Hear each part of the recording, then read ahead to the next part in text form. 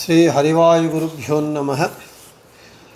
ಓಂ ವಂದೇ ವಿಷ್ಣುಂ ನಮಾಮಿ ಶ್ರಿಯಮಥ ಚ ಭುವಂ ಬ್ರಹ್ಮವಾಯೂ ಚ ವಂದೇ ಗಾಯತ್ರೀಂ ಭಾರತೀಂ ತಾಮಪಿ ಗರುಡಮನಂತಂ ಭಜೆ ರುದ್ರದೇವಂ ದೇವೀಂ ವಂದೇ ಸುಪರ್ಣೀಮಹಿಪತಿದಯಿತಾಂ ವಾರುಣೀಮಪ್ಯುಮಾಂ ತಾಂ ಇಂದ್ರಾದೀನ್ ಕಾಮಮುಖ್ಯಾನಪಿ ಸಕಲಸುರಾನ್ ತದ್ಗುರೂನ್ಮದ್ಗುರೂಂಶ್ಚ ಅಭ್ರಮಂ ಭಂಗರಹಿತಂ ಅಜಡಂ ವಿಮಲಂ ಸದಾ ಆನಂದತೀರ್ಥಮತುಲಂ ಭಜೆ ತಾಪತ್ರಯಾಪಹಂ.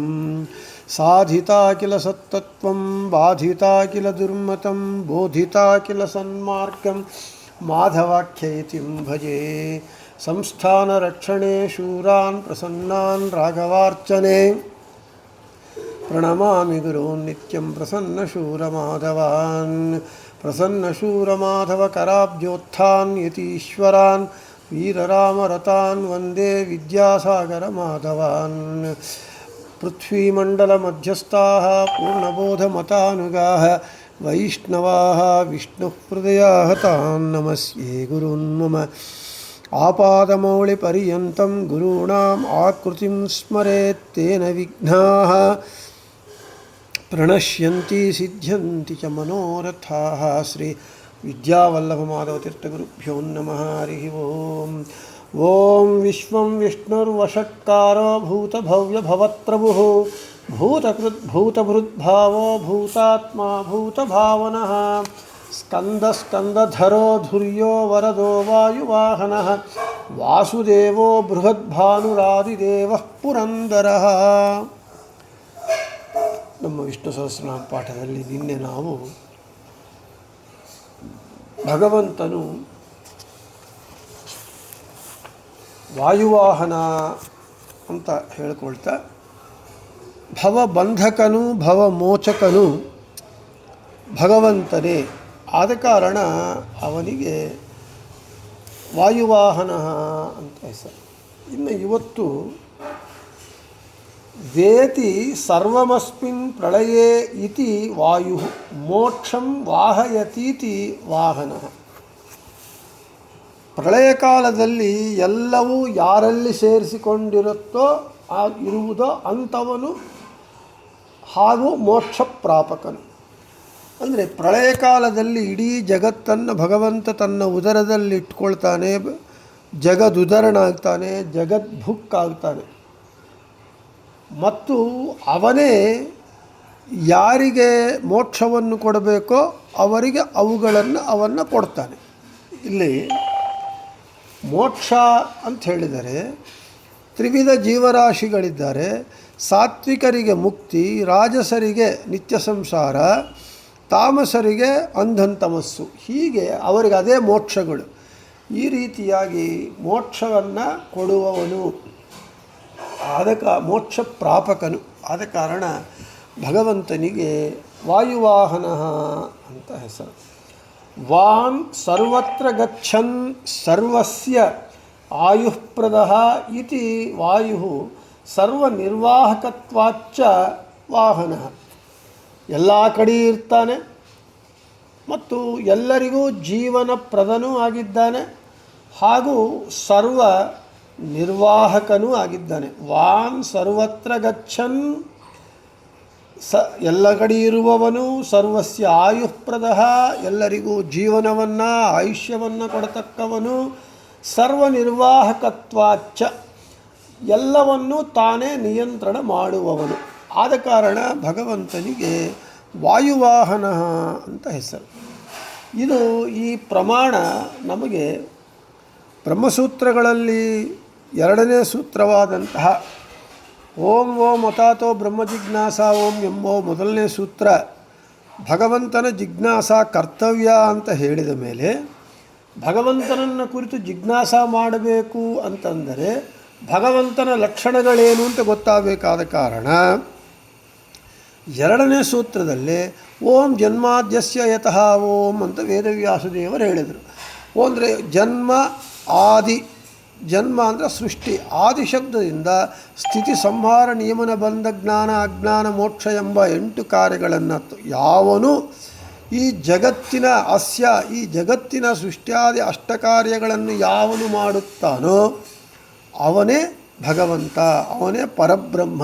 ಅದರನ್ನೇ ಹೇಳ್ತಾರೆ, ಎಲ್ಲ ಕಡೆ ಇರುವವನು, ಎಲ್ಲರಿಗೂ ಜೀವನಪ್ರದನು, ಎಲ್ಲರಿಗೂ ಎಲ್ಲವನ್ನೂ ನಿರ್ವಹಣೆ ಮಾಡುವವನು. ಆದ ಕಾರಣ ಭಗವಂತನಿಗೆ ವಾಯುವಾಹನ ಅಂತ ಹೆಸರು. ಅಂದರೆ ಆ ಬ್ರಹ್ಮ ಓಂ ಜನ್ಮಾದ್ಯಸ್ಯ ಯತಃ ಓಂ ಎಂಬ ಸೂತ್ರಾರ್ಥವನ್ನೇ ಇಲ್ಲಿ ಸ್ಪಷ್ಟವಾಗಿ ಹೇಳ್ತಾರೆ. ಈ ರೀತಿಯಾಗಿ ವಾಯುವಾಹನ ಎಂಬ ಭಗವಂತನ ನಾಮವನ್ನು ಮುಗಿಸಿ ಇನ್ನು ಜಿಜ್ಞಾಸೆಗೆ ಬಂದರೆ, ಜಿಜ್ಞಾಸೆಯಲ್ಲಿ ಏನು ಅಂತ ಹೇಳಿದರೆ, ನಮಗೆ ಮೋಕ್ಷ ಬೇಕಾಗಿದ್ದರೆ ವಾಯುದೇವರ ವಿಶೇಷ ಅನುಗ್ರಹ ಬೇಕು ಎಂದು ಜ್ಞಾನಪ್ರಸಾದೇನ ವಿಶುದ್ಧ ಸತ್ವ ಎಂಬಂತಹ ಈ ಶ್ರುತಿ ಹೇಳ್ತಾ ಇದೆ. ಮೋಕ್ಷ ಬೇಕು ಅಂದರೆ ಕೇವಲ ಭಗವಂತನೇ ಅಲ್ಲ, ಭಗವಂತನ ಜೊತೆಗೆ ಭಗವಂತನ ಅವಿಭಕ್ತ ಕುಟುಂಬಿನಿಯಾದ ಅಕ್ಷರತತ್ವಳಾದ ಲಕ್ಷ್ಮೀದೇವಿ ಅನುಗ್ರಹ, ಆಮೇಲೆ ಜೀವೋತ್ತಮರಾದ ವಾಯುದೇವರ ಅನುಗ್ರಹವು ಮೋಕ್ಷಕ್ಕೆ ಬೇಕೇ ಬೇಕು. ಆದ ಕಾರಣವೇ ನಾವೆಲ್ಲರೂ ಮಾಧ್ವರು ಥ್ರೂ ವಾಯುದೇವರೇ. ಅದಕ್ಕೆ ವಾಯುವೇ ನಮಗೆ ಮೀಡಿಯಂ, ವಾಹಕ. ವಾಯುದೇವರೇ ನಮಗೆ ಮಾಧ್ಯಮವಾಗಿದ್ದಾರೆ, ಪ್ರಾಪರ್ ಚಾನಲ್ ಆಗಿದ್ದಾರೆ ಭಗವಂತನನ್ನು ಆರಾಧಿಸುವುದಕ್ಕೆ. ಮೊದಲು ಮೋಕ್ಷ ಬೇಕು ಅಂತ ಹೇಳಿದ್ರೆ ವಾಯುದೇವರ ಅನುಗ್ರಹವನ್ನು ಪಡೆದು ಪರಬ್ರಹ್ಮನ ಅನುಗ್ರಹವನ್ನು ಪಡೆಯಬೇಕು. ಇಲ್ಲಿ ಜೀವೋತ್ತಮರು ಬ್ರಹ್ಮವಾಯುಗಳಿಬ್ಬರು, ಇವರಿಬ್ಬರೂ ಸಮಾನವೇ. ಆದರೆ ಪದವಿಯಲ್ಲಿರೋದರಿಂದ ವಾಯುದೇವರಕ್ಕಿಂತ ಕಿಂಚಿತ್ ದೊಡ್ಡವರು. ಇನ್ನು ಮುಂದಿನ ಕಲ್ಪದಲ್ಲಿ ವಾಯುದೇವರು ಬ್ರಹ್ಮ ಪದವಿಗೆ ಬರ್ತಾರೆ. ಅದಕ್ಕೆ ಭಾವಿ ಬ್ರಹ್ಮ ಅಂತ ಹೇಳ್ತಾ ಇದ್ದಾರೆ. ಆದರೆ ಈ ವಾಯುದೇವರ ವಿಶೇಷಾಗ್ರಹವನ್ನು ನಾವು ಅನುಗ್ರಹವನ್ನು ಪಡೆಯಲೇಬೇಕು. ಆದ್ದರಿಂದ ಆದರೆ ವಾಯುದೇವರಿಗೆ ಸಮಾನರಾದಂತಹ ಋಜುಗಣಸ್ಥರಿದ್ದಾರೆ 100 ಜನ. ವಾಯುದೇವರಿಗೆ ಸಮಾನರಾದ ಋಜುಗಣಸ್ಥರು ಇತರರಿದ್ದಾರೆ. ಅವರ ವಿಶೇಷ ಅನುಗ್ರಹವೂ ಕೂಡ ಬೇಕು ಎಂದು ಶಾಸ್ತ್ರ ಯಾಕೆ ಹೇಳುವುದಿಲ್ಲ? ಇವಾಗ ಇಲ್ಲಿ ಲಾಜಿಕ್ ಏನು ಅಂತ ಹೇಳಿದರೆ, ವಿಮರ್ಶೆ ಜಿಜ್ಞಾಸೆ ಏನು ಅಂತಂದರೆ, ಬ್ರಹ್ಮವಾಯುಗಳು ಸಮಾನರು, ಸರಿ, ಬ್ರಹ್ಮ ಪದವಿಯಲ್ಲಿದ್ದಾರಾದ ಕಾರಣ ಅವರಿಗೆ ಇಲ್ಲಿ ಅವತಾರಗಳಿಲ್ಲದ ಕಾರಣ ಅವರು ಭಗವಂತನ ಆದೇಶದ ಮೇರೆಗೆ ಸೃಷ್ಟಿ ಕಾರ್ಯ ಮೊದಲಾದವುಗಳನ್ನು ಮಾಡ್ತಾರಷ್ಟೇ ಹೊರತು ಭಗವಂತನ ಕಾರ್ಯವನ್ನು ಸಾಧಿಸಬೇಕು ಅಂತೇಳಿದರೆ ವಾಯುದೇವರು ಭಗವಂತನ ಆಜ್ಞೆಯ ಮೇರೆಗೆ, ಭಗವಂತನ ಅನುಗ್ರಹದ ಮೇರೆಗೆ ಹನುಮ ಭೀಮ ಮಧ್ವಾಚಾರ್ಯರಾಗಿ ಮತ್ತು ಇತರ ಎಲ್ಲ ರೀತಿಗಳಾಗಿ ಎಲ್ಲ ಕಡೆ ಇದ್ದು ವಾಯುದೇವರು ಸೇವೆ ಮಾಡ್ತಾ ಇದ್ದಾರೆ. ಆದ ಕಾರಣ ವಾಯುದೇವರ ಮೋಕ್ಷ ಬೇಕಾಗಿದ್ದರೆ ವಾಯುದೇವರ ವಿಶೇಷ ಅನುಗ್ರಹವೂ ಬೇಕು. ಮುಂದೆ ಭಾವಿ ಬ್ರಹ್ಮರು ಆಗಿದ್ದಾರೆ.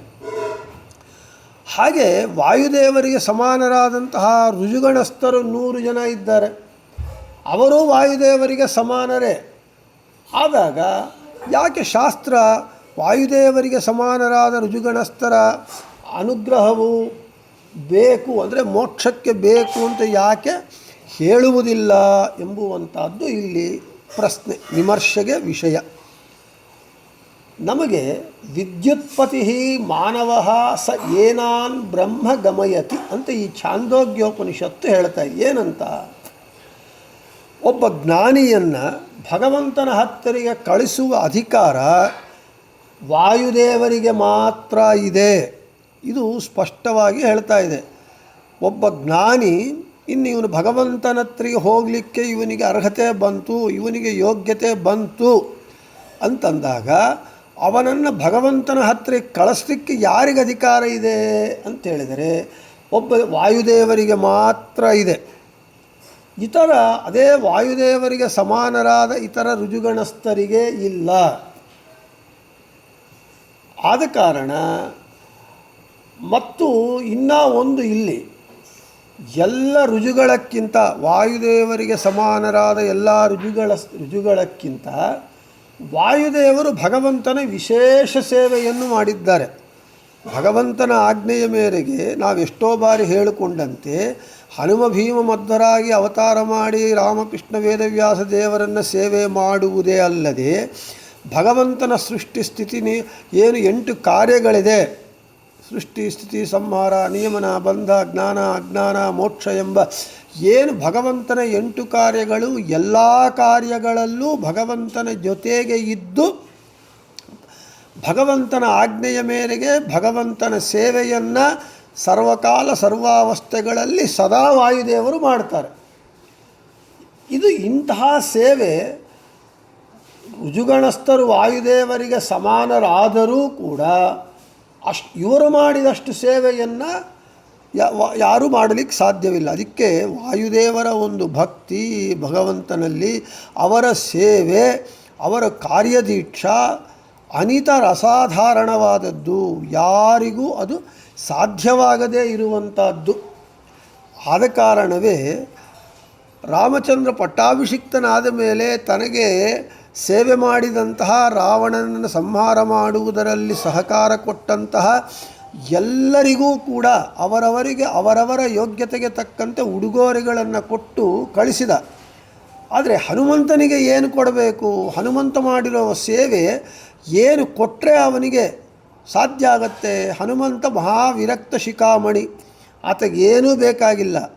ಆವಾಗ ಅದಕ್ಕೆ ಏನಂದ್ರು, ಆವಾಗೇನು ಮಾಡಿದರು? ಭಗವಂತ ಏನು ಮಾಡಿದ? ಆವಾಗ ಭಗವಂತ ತಾನು ತನ್ನ ಒಂದು ಅಂಗಸಂಗವನ್ನು ಕೊಟ್ಟ, ಅಂದರೆ ಸಹಭೋಗವನ್ನು ಕೊಟ್ಟ ಭಗವಂತ.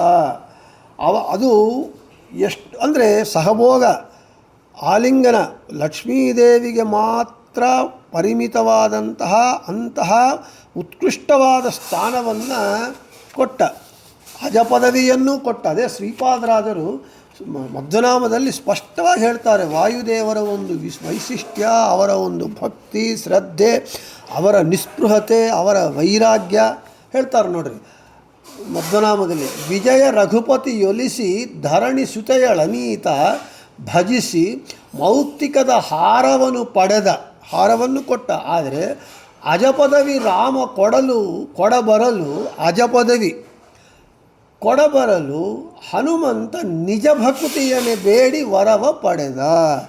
ನನಗೆ ಅಜಪದವಿಯೂ ಬೇಡ, ನಿನ್ನ ನಿಜ ಭಕ್ತಿ ಅಂದರೆ ತ್ರಿಕರಣ ಶುದ್ಧಿಯಾದಂತಹ ನಾವೇನು ಹೇಳ್ತೇವೆ ನಿಷ್ಕಾಮವಾದ ಭಕ್ತಿ. ಮಾತರ್ಮೇ ಮಾತರಿಶ್ವನ್ ಪಿತೃತಲಗುರೋ ಭ್ರಾತರಿಷ್ಟಪ್ತಬಂಧೋ ಸ್ವಾಮಿನೆಂಬುವ ವಾಯುಸ್ತುತಿ ಶ್ಲೋಕದಲ್ಲಿ ನಿರ್ವ್ಯಾಜವಾದ ನಿರ್ನಿಮಿತ್ತವಾದ ನಿಶ್ಚಲವಾದ ಅಂತಹ ಒಂದು ಭಕ್ತಿಯನ್ನು ನನಗೆ ಗೋವಿಂದೇ ದೇಹಿಮ್ಮೆ, ಗೋವಿಂದನಲ್ಲಿ ನನಗೆ ಕೊಡು ಅಂಥೇಳಿ ನಾವು ವಾಯುದೇವರನ್ನು ಪ್ರಾರ್ಥನೆ ಮಾಡ್ತೇವೆ. ಆದ ಕಾರಣ ವಾಯುದೇವರು ಭಗವಂತ ಅಜಪದವಿ ಕೊಡ್ತೇನೆ ಅಂದರು, ನಿಜ ಭಕ್ತಿ ಕೊಡು ಅಂತ ಕೇಳಿದಂತಹ ಉತ್ಕೃಷ್ಟವಾದ ಭಾಗವತೋತ್ತಮರು ಭಗವದ್ಭಕ್ತರು. ಆದ ಕಾರಣ ಈ ಎಲ್ಲ ಕಾರಣಗಳಿಂದ ನಮಗೆ ಮೋಕ್ಷಕ್ಕಾಗಿ ವಾಯುದೇವರ ವಿಶೇಷ ಅನುಗ್ರಹ ನಮಗೆ ಬೇಕೇ ಬೇಕು.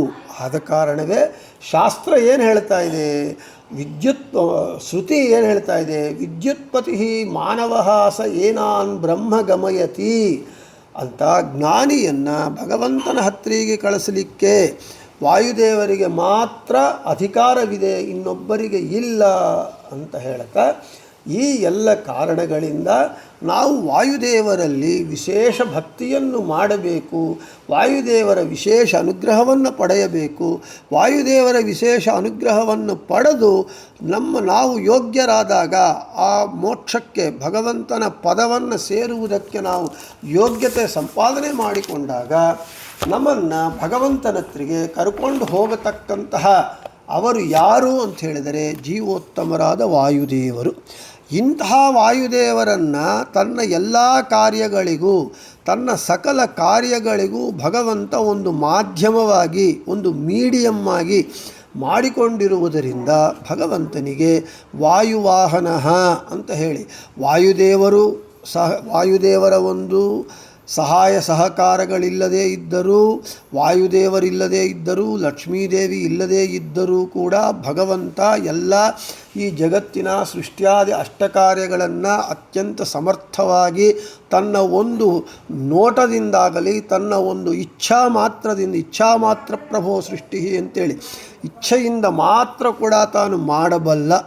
ಆದರೆ ಲಕ್ಷ್ಮೀದೇವಿಗೆ, ಬ್ರಹ್ಮದೇವರಿಗೆ, ವಾಯುದೇವರಿಗೆ, ಗರುಡ ಶೇಷ ರುದ್ರಾದಿ ಸಮಸ್ತ ಯಾರು ಸಾತ್ವಿಕ ಜೀವರಾಶಿಗಳಿದ್ದಾರೆ ಅವರೆಲ್ಲರಿಗೂ ಕೂಡ ತನ್ನ ಸೇವಾ ಭಾಗ್ಯದ ಒಂದು ಅವಕಾಶವನ್ನು ಭಗವಂತ ಕೊಡ್ತಾ ಇದ್ದಾನೆ ಹೊರತು ತನಗೆ ಯಾರ ಸಹಾಯ ಸಹಕಾರಗಳು ಬೇಕಾಗಿಲ್ಲ. ಅದರಲ್ಲಿ ಮುಖ್ಯವಾಗಿ ಜೀವೋತ್ತಮರಾದ ವಾಯುದೇವರವನ್ನು ತನ್ನ ಪ್ರಧಾನ ಆಯ್ಕೆಯಾಗಿ ಮಾಡಿಕೊಂಡು ತನ್ನ ಸೇವಾ ಭಾಗ್ಯವನ್ನು ಉತ್ಕೃಷ್ಟವಾಗಿ ಆತ ಮಾಡುವಂತೆ ಅನುಗ್ರಹ ಮಾಡಿದ್ದಾನೆ. ಆದ ಕಾರಣ ಭಗವಂತನಿಗೆ ವಾಯುವಾಹನ ಅಂತ ಹೆಸರು. ಇನ್ನು ಬೃಹತಿ ಸಹಸ್ರದ ಪ್ರಕಾರ ಓಂ ವಾಯುವಾಹನಾಯ ನಮಃ ಓಂ ಓಂ ಮತಿಂ ವಿಶ್ವೇ ವರ್ಧಂತಿ ಪೌಂಸ್ಯಂ ಉತೋ ಶವಿಷ್ಟ ವೃಷ್ಣ್ಯಂ ಇಮಾಂ ಇಂದ್ರ ಸುಷ್ಟುತಿಂ ಜುಷಸ್ವ ಪ್ರಸುಮಾಮವ ಉತ.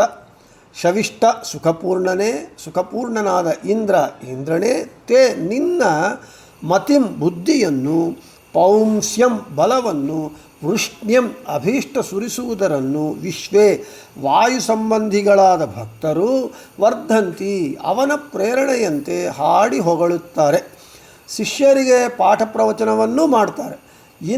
ಇಂದ್ರನೇ ಮೇ ನನ್ನಿಂದ ನಡೆದಂತಹ ಇಮಾಂ ಈ ಯಾವ ಸುಷ್ಟುತಿಂ ಭಕ್ತಿಯಂತೆ ಸ್ತೋತ್ರವನ್ನು ಜುಷಸ್ವ ಸ್ವೀಕರಿಸು ಉಪ ಮತ್ತು ಕೂಡ ತದನು ಅನಂತರದಲ್ಲಿ ಮಾಂ ನನ್ನನ್ನು ಪ್ರಸು ಬೇಗನೆ ಚೆನ್ನಾಗಿ ರಕ್ಷಿಸು. ಹೇ ಸುಖಮಯವಾದ ಭಗವಂತನೇ, ನಿನ್ನ ಬುದ್ಧಿ ಅತಿ ಸೂಕ್ಷ್ಮ, ನಿನ್ನ ಬಲ ಸೀಮೆ ಇಲ್ಲದೆ ಇರುವಂತಹದ್ದು. ನಿನ್ನ ದಾನಕ್ಕೆ ಇತಿ ಮಿತಿಯೇ ಇಲ್ಲ. ಇದರನ್ನು ಮತಾನುಯಾಯಿಗಳಾದ ಶಿಷ್ಯರು ಎಲ್ಲರೂ ಮನಸಾರ ಹೊಗಳ್ತಾರೆ. ನಾವೆಲ್ಲರೂ ಕೂಡ ಮಧ್ವ ಮತಾನುಯಾಯಿಗಳು, ವಾಯು ಮತಾನುಯಾಯಿಗಳು. ನಾವೆಲ್ಲರೂ ಈ ಭಗವಂತನ ಒಂದು ಸರ್ವೋತ್ತಮತ್ವ, ಸರ್ವೋತ್ಕೃಷ್ಟತ್ವ, ಸರ್ವತಂತ್ರ ಸ್ವಾತಂತ್ರ್ಯತ್ವ, ಅವನ ಅಘಟನಾಘಟನ ಸಾಮರ್ಥ್ಯತ್ವ, ಅವನ ಅಚಿಂತ್ಯದ್ಭುತ ಶಕ್ತಿ ಸಂಪನ್ನತೆ ಇವನ್ನೆಲ್ಲವನ್ನೂ ನಾವು ತಿಳಿದು ವಾಯುದೇವರ ಮತಾನುಯಾಯಿಗಳಾಗಿ ನಾವು ಭಗವಂತನನ್ನು ಮನಸಾರ ಹೊಗಳ್ತೇವೆ. ಭಗವಂತ ಈ ಲಕ್ಷಣಗಳಿಂದ, ಈ ಕಾರಣಗಳಿಂದ ಸರ್ವೋತ್ತಮನಾಗಿದ್ದಾನೆ, ಸರ್ವತಂತ್ರ ಸ್ವತಂತ್ರನಾಗಿದ್ದಾನೆ. ಇದೆಲ್ಲ ಹೇಗೆ ಮಾಡ್ತಾ ಇದ್ದೀವಿ ಅಂದರೆ ಆ ಪವಮಾನ ಪ್ರೇರಣೆಯಿಂದ, ಆ ಪವಮಾನದ ವಾಯುದೇವರ ಪ್ರೇರಣೆಯಿಂದ ನಮ್ಮಲ್ಲಿ ವಾಯುದೇವರು ಇದ್ದು ಎಲ್ಲ ನಮ್ಮಿಂದ ಈ ರೀತಿ ಭಗವಂತನ ಒಂದು ಗುಣಗಾನ ಮಾಡುವಂತೆ ಪ್ರೇರಣೆ ಕೊಡ್ತಾ ಇದ್ದಾರೆ. ಆದ ಕಾರಣ ನಮಗೆ ಮಧ್ವನಾಮದಲ್ಲಿ ಪ್ರತಿಯೊಂದು ಪಂಕ್ತಿ ಹೇಳುವಾಗ ನೋಡ್ರಿ ಹೇಳ್ತಾರೆ, ಜಯ ಜಯ ಜಗತ್ರಾಣ ಜಗದೊಳಗೆ ಸುತ್ರಾಣ ಅಖಿಲ ಗುಣಸದ್ಧಾಮ ಮಧ್ವನಾಮ ಆವ ಕಚ್ಚಪ ರೂಪದಿಂದಲಿ ಅಂಡೋದಕದಿ ಓವಿ ಧರಿಸಿಹ ಶೇಷಮೂರುತಿಯನು ಆವನ ಬಳಿ ಪಿಡಿದು ಹರಿಯ ಸುರರೈದುವರು ಆವಾಯು ನಮ್ಮ ಕುಲಗುರುರಾಯನು ಮತ್ತು ಆವಾತನು ದೇಹದಿರ ಹರಿಯುತ್ತಾ ನೆಲೆಸಿರುವ ಆವಾತನು ತೊಲಗೆ ಹರಿತಾ ತೊಲಗುವ ಆವಾತನು ದೇಹದೊಳ ಹೊರಗೆ ನಿಯಾಮಕನು ಆವಾಯು ನಮ್ಮ ಕುಲಗುರುರಾಯನು ಆವಾತನು ದೇಹದೊಳ ಹೊರಗೆ ನಿಯಾಮಕನು. ಆ ವಾಯುದೇವರು ನಮ್ಮ ದೇಹದ ಒಳಗೆ ಹೊರಗೆ ಎಲ್ಲ ಕಡೆ ಕೂಡ ನಮಗೆ ಅವರು ವಾಯುದೇವರು ನಿಯಾಮಕರಾಗಿದ್ದಾರೆ, ಪ್ರೇರಕರಾಗಿದ್ದಾರೆ. ಅಂತಹ ವಾಯು ನಮ್ಮ ಕುಲಗುರುರಾಯನು. ಇನ್ನೊಳಗೆ ನೋಡ್ರಿ, ಸುರರೊಳಗೆ ನರರೊಳಗೆ ಸರ್ವಭೂತಗಳೊಳಗೆ ಪರತರ ನೆನೆಸಿ ನೇಮದಿ ನೆಲೆಸಿಹ ಹರಿಯನಲ್ಲದೆ ಬಗೆಯ ಅನ್ಯರನು ಲೋಕದೊಳು ಗುರುಕುಲ ತಿಲಕ ಮುಖ್ಯ ಪವಮಾನನು. ಈ ರೀತಿಯಾಗಿ ವಾಯುದೇವರ ಒಂದು ಮತ್ತು ನೋಡ್ರಿ ತ್ರೇತೆಯಲ್ಲಿ ರಘುಪತಿಯ ಸೇವೆ ಮಾಡುವೆನೆಂದು ವಾತಸುತ ಹನುಮಂತನೆಂದೆನಿಸಿದ ಪೋತಭಾವದಿ ತರಣಿ ಬಿಂಬಕ್ಕೆ ಲಂಘಿಸಿದ ಈತ ಗೆಣೆಯಾರು ಮೂರು ಲೋಕದೊಳಗೆ. ಈ ರೀತಿಯಾಗಿ ನಮಗೆ ವಾಯುದೇವರ ಒಂದು ವಿಶೇಷವಾದ ಒಂದು ವೈಶಿಷ್ಟ್ಯವನ್ನು, ಅವರ ಹಿರಿಮೆತನವನ್ನು ನಮಗೆ ಶ್ರೀಪಾದರಾಜರು ಮಧ್ವನಾಮದಲ್ಲಿ ತಿಳಿ ಕನ್ನಡದಲ್ಲಿ ಮನಸ್ಸಿಗೆ ಹತ್ತುವಂತೆ ಅವರು ಕೊಟ್ಟರೆ, ಇನ್ನು ರಾಯರಂತೂ ಪ್ರಾತಃ ಸಂಕಲ್ಪ ಗದ್ಯದಲ್ಲಿ ಭಗವಂತನ ಸೇವೆ ವಾಯುದೇವರು ಹೇಗೆ ಮಾಡ್ತಾರೆ, ಎಂಥ ರೂಪಗಳಲ್ಲಿ, ಯಾವ ರೀತಿಯಲ್ಲಿ ಹೇಗೆ ಮಾಡ್ತಾರೆ ಎಂಬುದು ಸುಂದರವಾಗಿ ವರ್ಣಿಸುತ್ತಾರೆ. ಆದ ಕಾರಣ ನಾವು ಏನಾದರೂ ಇವತ್ತು ನಾನು ಪಾಠ ಹೇಳ್ತಾ ಇದ್ದೇನೆ, ನೀವು ಕೇಳ್ತಾ ಇದ್ದೀರಿ, ಪೂಜೆ ಮಾಡ್ತಾ ಇದ್ದೇವೆ, ಮಧ್ವ ಸಿದ್ಧಾಂತದ ಪದ್ಧತಿಯನ್ನು ನಾವು ಅನುಸರಿಸುತ್ತಾ ಇದ್ದೇವೆ ಅಂತ ಹೇಳಿದರೆ, ಆ ವಾಯುದೇವರು ಪವಮಾನನು, ನಮ್ಮ ಕುಲಗುರುಗಳಾದ ಪವಮಾನನು ನಮ್ಮಲ್ಲಿ ನಿಂತು ಅವರು ನಮಗೆ ಪ್ರೇರಣೆ ಕೊಟ್ಟರೆ ನಾವು ಮಾಡ್ತೇವೆ. ಇಲ್ಲದೇ ಇದ್ದರೆ ಹಾಗೆ ಇಂತಹ ವಾಯುದೇವರಿಂದ ಪ್ರೇರಿತರಾದ ನಾವು, ಹೇ ಭಗವಂತನೇ, ಹರಿಯೇ, ನಾನು ಈ ಸ್ತೋತ್ರವನ್ನು ಮಾಡ್ತಾ ಇದ್ದೇನೆ, ನಾನು ವಿಷ್ಣು ಸಹಸ್ರನಾಮ ಪಾಠವನ್ನು ಹೇಳ್ತಾ ಇದ್ದೇನೆ, ನೀವು ಕೇಳ್ತಾ ಇದ್ದೀರಿ, ಪೂಜೆ ಮಾಡ್ತಾ ಇದ್ದೇನೆ, ಎಲ್ಲವನ್ನೂ ಮಾಡ್ತಾ ಇದ್ದೇನೆ. ನಮ್ಮ ಈ ಸ್ತೋತ್ರವನ್ನು, ನಮ್ಮ ಸೇವೆಯನ್ನು ಹೇ ಹರಿ ನೀನು ಸ್ವೀಕರಿಸು ಮತ್ತು ನಮ್ಮನ್ನು ಚೆನ್ನಾಗಿ ರಕ್ಷಿಸು, ಬೇಗನೆ ರಕ್ಷಿಸು, ಕ್ಷಿಪ್ರವಾಗಿ ರಕ್ಷಿಸು ಅಂತ ಹೇಳ್ತಾ, ವಿಶ್ವ ಎಂದು ಕರೆಯಲ್ಪಡುವ ವಾಯುದೇವನ ಅನುಯಾಯಿಗಳಾದ ಸಜ್ಜನರು ಮತಿಂ ವಿಷ್ಣುವಿನ ಸಂಕಲ್ಪವನ್ನು, ಪೌಂಸ್ಯಂ ಬಲವನ್ನು ವರ್ಧಂತಿ ಹೆಚ್ಚಿಸುತ್ತಾರೆ. ಶಿಷ್ಯರಿಗೆ ಪಾಠ ಮಾಡುವಾಗ, ವ್ಯಾಖ್ಯಾನ ಮಾಡುವಾಗ, ಪ್ರವಚನ ಮಾಡುವಾಗ ಈ ಮಂತ್ರಭಾವವು ವಾಯುವಿನಿಂದ, ವಾಯುದೇವರೇ ನಾವು ಏನು ಮಾತಾಡ್ತಾವೆ, ಯಾವ ಆಚಾರ್ಯರು, ಯಾವ ಗುರುಗಳು, ಯಾರು ಏನು ಭಗವಂತನ ಬಗ್ಗೆ ಹೇಳ್ತಾರೆ ಅವರೆಲ್ಲರಲ್ಲಿ ವಾಯುದೇವರು ಇದ್ದು ಅವರಿಗೆ ಪ್ರೇರಣೆ ಕೊಟ್ಟು, ವಾಯುದೇವರೇ ನಮ್ಮೆಲ್ಲರ ಮೂಲಕ ಭಗವಂತನ ಒಂದು ಪ್ರಚಾರವನ್ನು, ವಿಷ್ಣು ಪ್ರಚಾರವನ್ನು ಮಾಡ್ತಾರೆ. ಆದ ಕಾರಣ ಇಂತಹ ವಾಯುದೇವರನ್ನು ವಾಹನವಾಗಿ, ಒಂದು ಮೀಡಿಯಮ್ ಆಗಿ ಇಟ್ಟುಕೊಂಡಿರೋದರಿಂದ ಭಗವಂತನಿಗೆ ವಾಯುವಾಹನ ಅಂತ ಹೆಸರು. ಅದರನ್ನೇ ಹೇಳ್ತಾರೆ, ಎಲ್ಲ ಗುರುಗಳಲ್ಲಿ ನಿಂತು ಭಗವಂತನ ಸರ್ವೋತ್ತಮತ್ವವನ್ನು, ಅವರ ಒಂದು ಜ್ಞಾನವನ್ನು ಗುರುಗಳ ಮೂಲಕ ಶಿಷ್ಯರಿಗೆ ಪಾಠವನ್ನು ವಾಯುದೇವರು ಪ್ರವಚನದ ಮೂಲಕ ಮಾಡಿಸುತ್ತಾರೆ ಎಂಬುದರನ್ನೇ ಹೇಳ್ತಾ, ಗುರುಸ್ತೇನ ವಾಯುನ ವಾಹನೀಯ ಉಪದೇಶ್ಯ ಮತಿ ಪೌಂಸ್ಯಾದಯೋ ಗುಣಾ ಯಸ್ಯ ಸಹ ಇತಿ ವಾಯುವಾಹನ ತಾದೃಶ ಮೂರ್ತಿರತ್ರ ಪ್ರತಿಪಾದ್ಯತೆ. ಈ ಎಲ್ಲ ಕಾರಣಗಳಿಂದಾಗಿ ಭಗವಂತ ವಾಯುವಾಹನ ಎಂದು ಕರೆಯಲ್ಪಡ್ತಾ ಇದ್ದಾನೆ ಅಂತ ಹೇಳ್ತಾ, ನಾನು ಮೊದಲೇ ಹೇಳಿದಂತೆ ವಾಯುವಾಹನ ಎಂಬುವಂತಹ ಒಂದು ನಾಮ ನಮಗೆ ಭಗವಂತನ ಒಂದು ಸರ್ವೋತ್ತಮತ್ವ, ವಾಯುದೇವರ ಜೀವೋತ್ತಮತ್ವ, ವಾಯುದೇವರು ಯಾಕೆ ಜೀವೋತ್ತಮರಾದರು ಎಂಬುವಂತಹ ವಿಷಯವನ್ನು ಸುಂದರವಾಗಿ ಅನೇಕ ಪ್ರಮಾಣಗಳಿಂದ ನಾವು ತಿಳಿದುಕೊಂಡಿದ್ದಾಗಿದೆ ಅಂತ ಹೇಳ್ತಾ, ಇವತ್ತು ವಾಯುವಾಹನ ಎಂಬುವಂಥ ಭಗವಂತನ ನಾಮವನ್ನು ಮುಗಿಸಿ, ಇನ್ನು ಸಮಯ ಕೇವಲ ಒಂದು 4 ನಿಮಿಷಗಳಿದಾದ ಕಾರಣ ನಾಳೆ ವಾಸುದೇವ ಎಂಬುವಂತಹ ಭಗವಂತನ ನಾಮವನ್ನು ಕುರಿತು ಹೇಳಿಕೊಳ್ಳೋಣ ಅಂತ ಹೇಳ್ತಾ, ಶ್ರೀಕೃಷ್ಣಾರ್ಪಣಮಸ್ತು, ಮಧ್ವೇಶಾರ್ಪಣಮಸ್ತು, ಎಲ್ಲರಿಗೂ ಶುಭಮಸ್ತು.